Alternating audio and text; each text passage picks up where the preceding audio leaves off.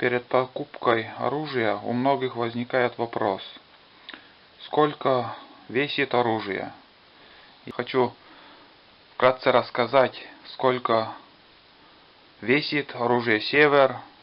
Вот оружие Север, гладкоствольное 20 калибр и мелкашка 5,6. Вот на весах 0. Ставим. И мы видим 3 килограмма 200 грамм. Это чисто оружие. Без ремня, без патронов, без оптики. Дальше добавляем ремень. Он получается 3 килограмма 310 грамм. Дальше добавляем от мелкашки патрон 5 грамм. И для гладкоствольного еще добавляем. Получается 3 килограмма 345 грамм. Дальше добавляем, я хожу с оптическим прицелом. Если без оптики, он получается 345. С оптическим прицелом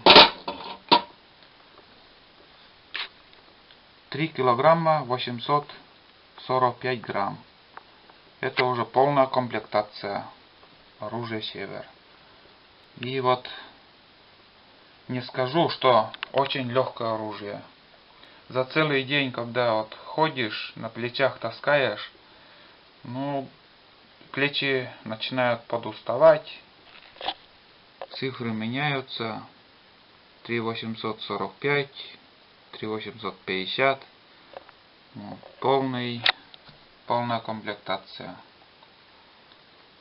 И с ремнями, и оптический прицел, 2 патрона. Вот такой вес.